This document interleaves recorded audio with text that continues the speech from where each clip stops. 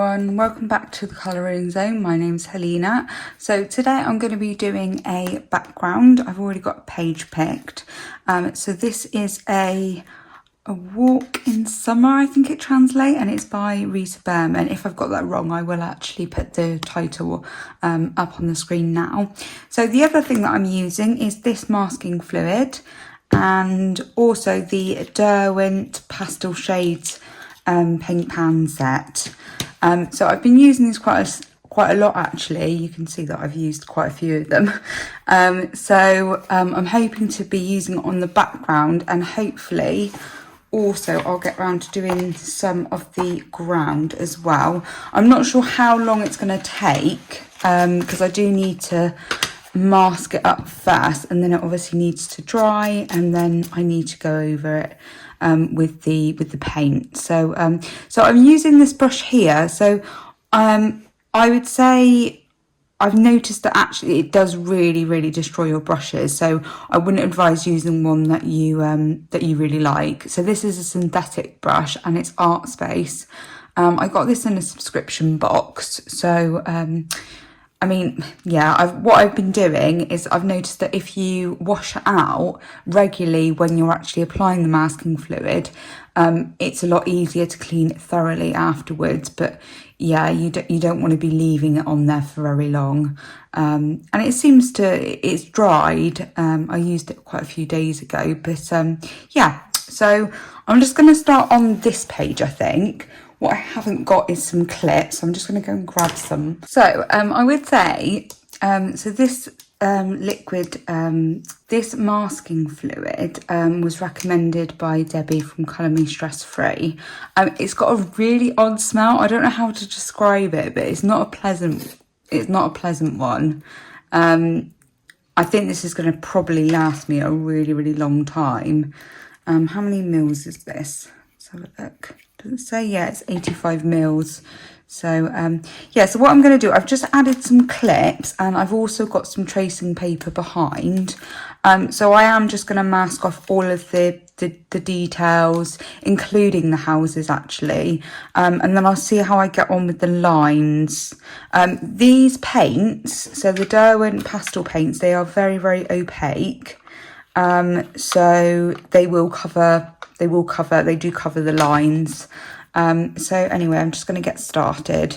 I might have to speed some of this up because it is, it does take time. As I said, I used it on another page. I've used it on a couple of pages actually, but I realised that actually I need to get a bit more accurate where I'm placing it.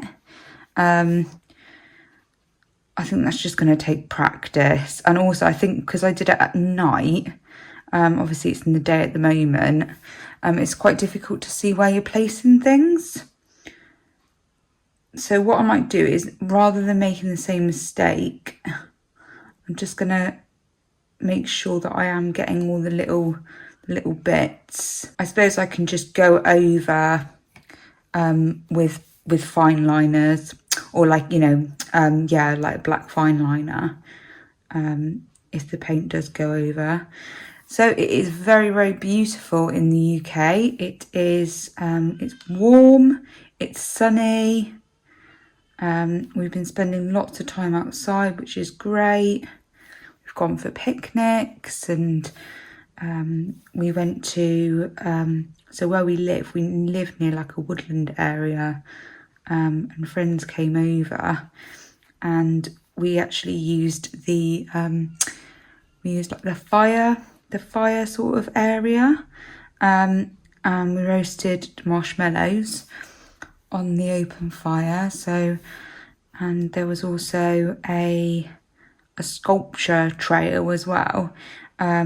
And my friend's, our friend's baby, well, he's a toddler actually, but yeah, so he absolutely loved the sculpture trail. I printed out the map for him, which he was delighted with. Yeah, I don't know what it reminds me. The smell, it's just not very pleasant. Once it's dried, you can't smell it, which is good. Yeah, I don't know what is in it. to make it smell like that. But anyway, yeah, the other mistake that I made is actually closing the book. I closed the book when the masking fluid was dry in the other book that I was doing it in, and but it sticks to each other, so it peeled some of it off, and I didn't realise until I actually painted a background. So yeah, I need to be a bit more cautious about that too. It's all learning, isn't it, I think? I'm sure Debbie has mentioned about not closing books. I'm sure she mentioned about it, and it wasn't until I did it and then I remembered. It was either Debbie or it was someone else. I can't remember. But yeah, so just lessons learned, really. It's quite good that you can just use your finger to just, if you put it in the wrong place. Yeah, I've not actually used masking fluid on this masking fluid on Rita Berman's books. I'm sure it'll be absolutely fine. I think it will be no different than all the other papers. I know paper can really make a difference, but hopefully with this it won't.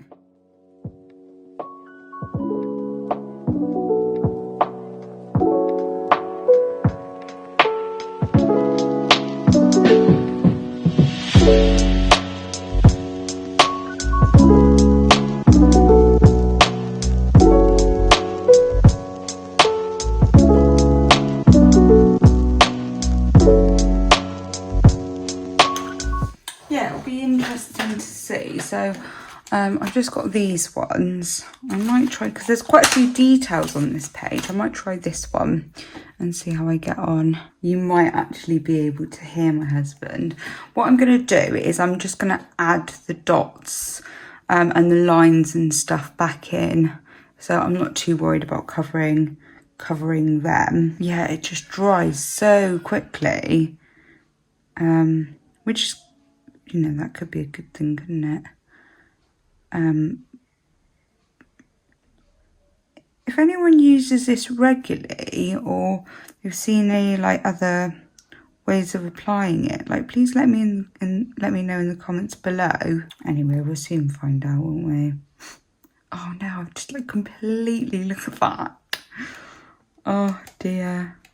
So what is everyone working on at the moment? Let me know in the comments. I'd be really interested to hear what people are working on. Right, so I'm going to let this dry and then I'm going to come back and we will paint the background. So I am back. It's about an hour later now. My husband was feeding my son his tea, his spaghetti bolognese, and unfortunately a little bit of it is gone on the page, but I'm sure I'll be able to cover it up. You might not even be able to see it. I have wiped it off, so it is a little bit wet. But what I'm going to do now is I'm going to do the background and then see how it goes, really. So yeah, I mean, to be honest, it does dry so quickly. I did add a couple of bits. So I actually used, so I used the end of one of these. It was actually this one. For the little like bead things, which has actually worked quite well. So what I'm thinking about doing is actually using, because I've used so many of these colours here, I'm gonna stick with these colours, and then I might use the grey, or maybe the lighter. It's actually silver blue. I might use that at the bottom. So yeah, we'll just see how we get on. Yeah, my son has been particularly vocal today. I mean, he's quite vocal anyway, but he's like really testing his vocal cords particularly today. He's having very intense conversations with his toys. Yeah, they blend so well, these paints. They're really, really good. Yeah, I feel like I've neglected Rita Berman's books a little bit actually recently. So I'm glad that I've been working out this one. I might just cover it over so there's a hint of that colour underneath, but I don't want it to overpower it. Oh, I've got a little bit down there. I might add a bit of this blue. Yeah, I've got a feeling that I'm going to go through these paints quite quickly. just because I just love them. They're brilliant. I'm going to go to the bottom now, just because I would really like to show you what to do for the bottom, and then the other bit I'll probably do it off camera. I'm going to go with the silver blue.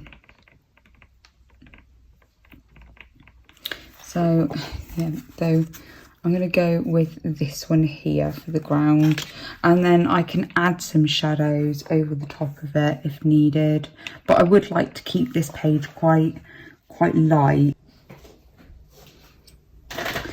So it's all dry now. It is quite a lot later in the evening, and my son is actually asleep upstairs. He's right above me, so hopefully I can get through this. So I'm going to add some Faber-Castell gelatos. This is the coconut one. I've just noticed, rather than doing a second layer, I wanted to maybe add some gelato on top. I don't know how it's going to go. I've not tried it before. So yeah, I just noticed that there were some quite harsh lines. I'm just going to sort of like add some of this. And as you can see, so yeah, as I said, this is coconut and this is Faber-Castell.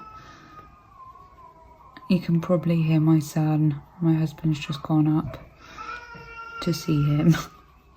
A little bit lighter here.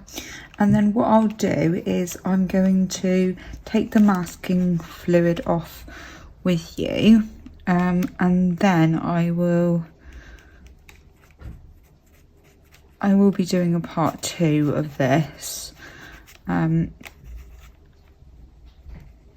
So I can just do like a couple of the houses, and then you can see how it turns out.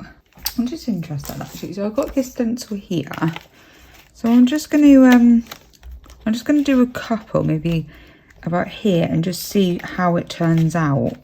Just blend it out a little bit. It's quite subtle, isn't it? So I'm just going to add some aqua doll. Sorry, I just shook the camera then. Just to add a bit of shadow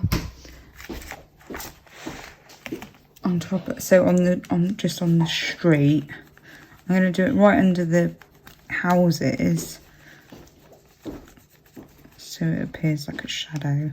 So it would be darker. Because that's behind, I suppose. So I'm just going to make it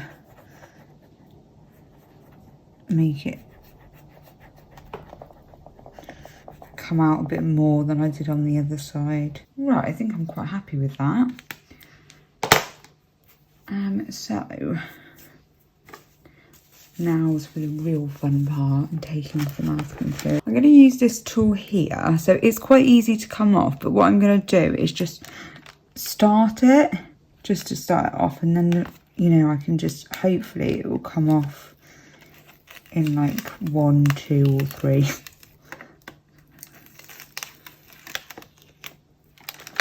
we go. And yes, it is as satisfying as it looks.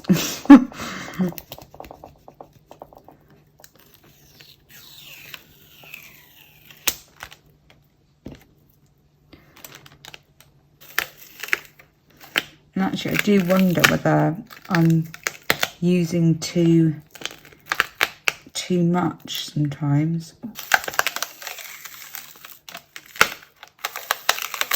Yeah, I think maybe I don't need as much. I just want to always want to make sure that I've covered it. Some parts are thinner than others. So I will speed this up, and I shall see you in a second.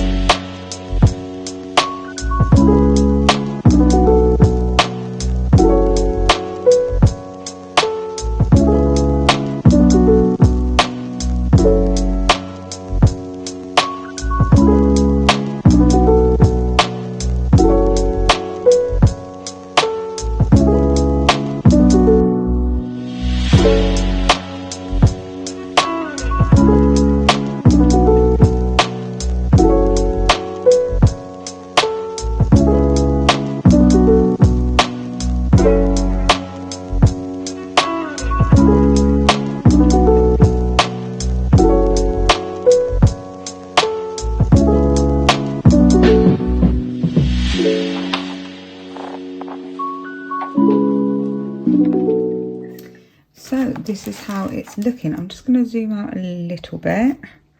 See the mess all over. So that's how it's looking. I'm quite pleased with it. Oh, I've just noticed that there is a little bit on here. I can get that off in a bit, but I'm quite pleased with that. I'm going to stop the video here. Thank you very much for watching, guys, and I shall see you soon with hopefully part 2. Take care, everyone. Bye.